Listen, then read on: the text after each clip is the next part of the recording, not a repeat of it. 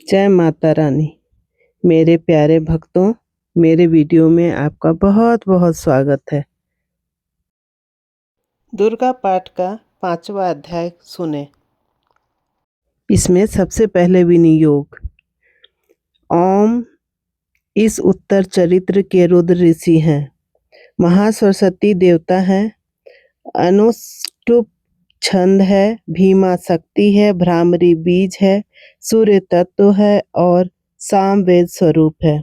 महासरस्वती की प्रसन्नता के लिए उत्तर चरित्र के पाठ से पहले इसका भगवान का किया गया दुर्गा माँ का ध्यान करते हैं, जो अपने कर कमलों में घंटा, शूल, हल, शंख, मूसल, चक्र, धनुष और वाण धारण करती है। शरद ऋतु के शोभा संपन्न चंद्रमा के समान, जिनकी मनोहर कांति है, जो तीनों लोकों की आधारभूता और शुंभ आदि देवताओं का नाश करने वाली है, तथा गौरी के शरीर से जिनका प्रकाट्य हुआ है, उन महासरस्वती देवी का मैं निरंतर भजन करता हूँ। ऋषि कहते हैं, शुंभ पूर्व काल में आदि दैत्यों का नाश करने वाली है, तथा गौरी के शरीर से जिनका प्रकाट्य हुआ है, उन महासरस्वती देवी का मैं निरंतर भजन करती हूँ। ऋषि कहते हैं, पूर्व काल में शुंभ और निशुंभ नामक असुरों ने अपने बल के घमंड में आकर सचीपति इंद्र के हाथ से तीनों लोकों का राज्य और यज्ञ भाग छीन लिए। वे ही दोनों सूर्य, चंद्रमा, कुबेर, यम और वरुण के अधिकार का भी उपयोग करने लगे।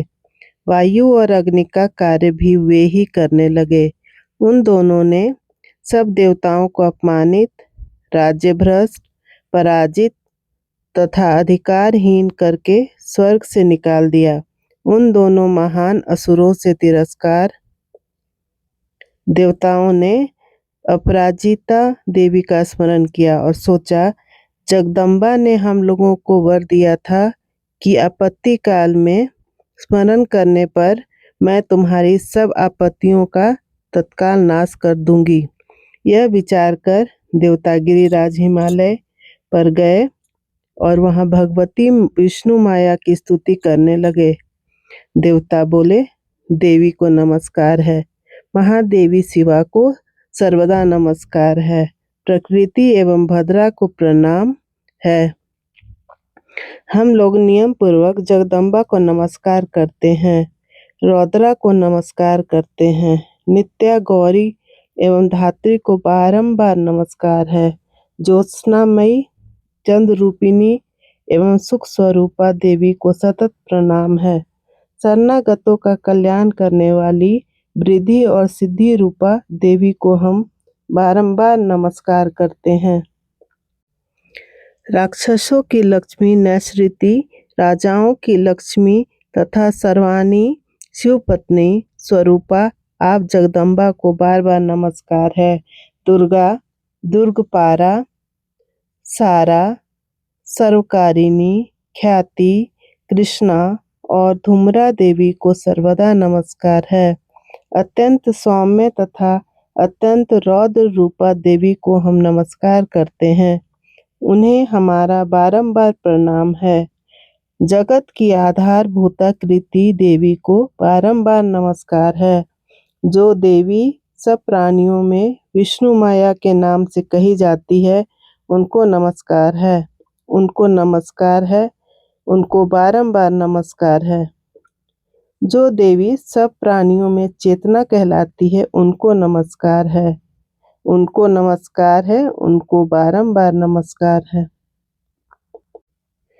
जो देवी सब प्राणियों में बुद्धि रूप से स्थित है, उनको नमस्कार है। उनको नमस्कार है। उनको बारंबार नमस्कार है।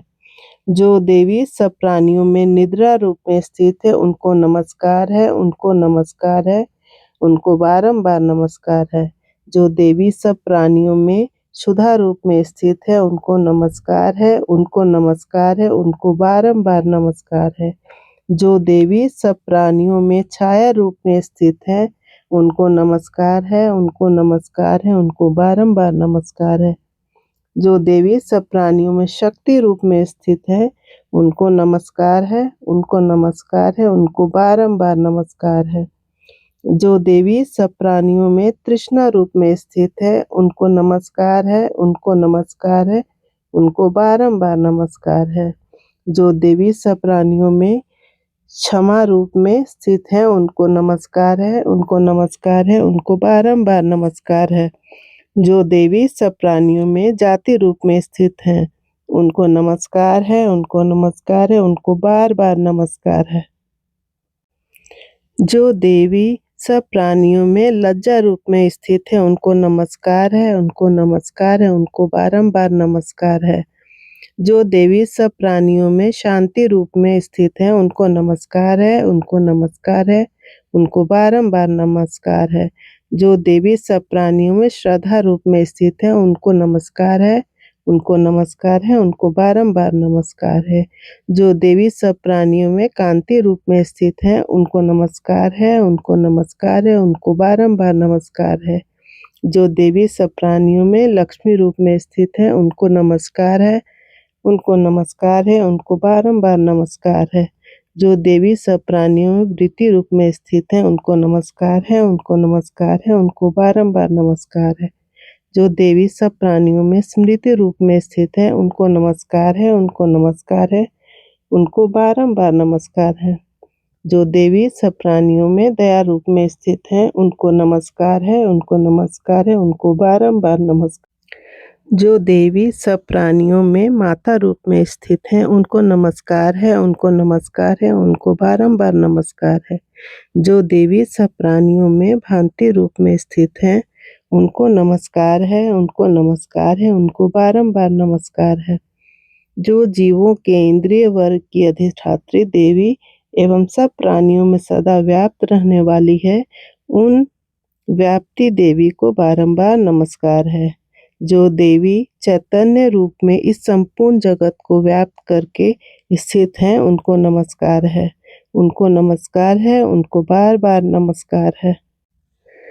पूर्व काल में अपने अभीष्ट की प्राप्ति होने से देवताओं ने जिनकी स्तुति की तथा देवराज इंद्र ने बहुत दिनों तक जिनका सेवन किया, वह कल्याण की साधनभूता ईश्वरी हमारा कल्याण और मंगल करें और सारी विपत्तियों का नाश करें। उदंड दैत्यों से सताए हुए हम सभी देवता जिन परमेश्वरी को इस समय नमस्कार करते हैं तथा जो भक्ति से विनम्र पुरुषों द्वारा स्मरण की जाने पर तत्काल ही संपूर्ण विपत्तियों का नाश कर देती है, वे जगदम्बा हमारा संकट दूर करें। ऋषि कहते हैं, राजन, इस प्रकार जब देवता स्तुति कर रहे थे, उस समय पार्वती देवी गंगा जी के जल में स्नान करने के लिए वहां आई। उन सुंदर भौं वाले भगवती ने देवताओं से पूछा, आप लोग यहाँ किसकी स्तुति करते हैं? तब उन्हीं के शरीर कोष से प्रकट हुई शिवा देवी बोली, शुंभ दैत्य से तिरस्कृत और युद्ध में निशुंभ से पराजित हो यहाँ एकत्रित हुए। ये समस्त देवता यह मेरी ही स्तुति कर रहे हैं। पार्वती जी के शरीर कोष से अंबिका का प्रादुर्भाव हुआ, इसलिए वे समस्त लोकों में कौशिकी कही जाती है।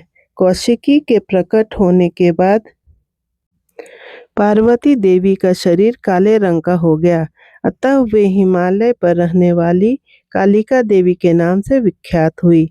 तदंतर शुंभ निशुंभ के भृत्य चंड मुंड वहां आए और उन्होंने परम मनोहर रूप धारण करने वाली अंबिका देवी को देखा। फिर वे शुंभ के पास जाकर बोले, महाराज, एक अत्यंत मनोहर स्त्री है जो अपनी दिव्य कांति से हिमालय को प्रकाशित कर रही है। वैसा उत्तम रूप कहीं किसी ने भी नहीं देखा होगा। असुरेश्वर, पता लगाइए वह देवी कौन है और उसे ले लीजिए। स्त्रियों में तो वह रत्न है, उसका प्रत्येक अंग बहुत सुंदर है तथा वह अपने श्री अंगों की प्रभाव से संपूर्ण दिशाओं में प्रकाश फैला रही है। दैत्यराज, अभी वह हिमालय पर ही मौजूद है, आप उसे देख सकते हैं। प्रभु, तीनों लोकों में मणि, हाथी और घोड़े आदि जितने भी रत्न हैं, वे सब इस समय आपके घर में शोभा पाते हैं। हाथियों में रत्नभूत ऐरावत, यह पारिजात का वृक्ष और यह उच्च श्रवा घोड़ा, यह सब आपने इंद्र से ले लिया है। हंसों से जुता हुआ यह विमान भी आपके आंगन में शोभा पाता है। यह रत्नभूत अद्भुत विमान जो पहले ब्रह्मा जी के पास था, अब आपके यहाँ लाया गया। यह महापद्म नामक निधि आप कुबेर से छीन लाए हैं। समुद्र ने भी आपको कंचनी नामक माला भेंट की है, जो केसरों से सुशोभित है, जिसके कमल कभी कुम्हलाते नहीं हैं। सुवर्ण की वर्षा करने वाला वरुण का छत्र भी आपके घर में शोभा पाता है, तथा यह श्रेष्ठ रथ जो पहले प्रजापति के अधिकार में था, अब आपके पास मौजूद है। दैत्येश्वर, मृत्यु की उत्क्रांतिदा नाम वाली शक्ति भी आपने छीन ली है, और वरुण का पास और समुद्र में होने वाले सब प्रकार के रत्न आपके भाई निशुंभ के अधिकार में है। अग्नि ने भी स्वतः शुद्ध किए हुए 2 वस्त्र आपकी सेवा में अर्पित किए हैं। दैत्यराज, इस प्रकार सभी रत्न आपने एकत्र कर लिए हैं, फिर भी यह स्त्रियों में रत्न रूप कल्याणमयी देवी है। इसे आप क्यों नहीं अपने अधिकार में कर लेते? ऋषि कहते हैं, चंडमुंड का यह वचन सुनकर शुंभ ने महादैत्य सुग्रीव को दूत बनाकर देवी के पास भेजा और कहा, तुम मेरी आज्ञा से उसके सामने ये बातें कहना और ऐसा उपाय करना जिससे प्रसन्न होकर वह शीघ्र ही यहाँ आ जाए। वह दूत पर्वत के अत्यंत रमणीय प्रदेश में, जहाँ देवी मौजूद थी, गया और मधुर वाणी में कोमल वचन बोला। दूत बोला, हे देवी, दैत्यराज शुंभ इस समय तीनों लोकों के परमेश्वर हैं। मैं उन्हीं का भेजा हुआ दूत हूँ और यहाँ तुम्हारे ही पास आया हूँ। उनकी आज्ञा और यहाँ सब देवता एक स्वर से मानते हैं, कोई उसका उल्लंघन नहीं कर सकता। वे संपूर्ण देवताओं को परास्त कर चुके हैं। उन्होंने तुम्हारे लिए जो संदेश दिया है उसे सुनो। संपूर्ण त्रिलोकी मेरे अधिकार में है। देवता भी मेरी आज्ञा के अधीन चलते हैं। संपूर्ण यज्ञों के भागों को मैं ही पृथक पृथक भोगता हूँ। तीनों लोकों में जितने श्रेष्ठ रत्न हैं, वे सब मेरे अधिकार में हैं।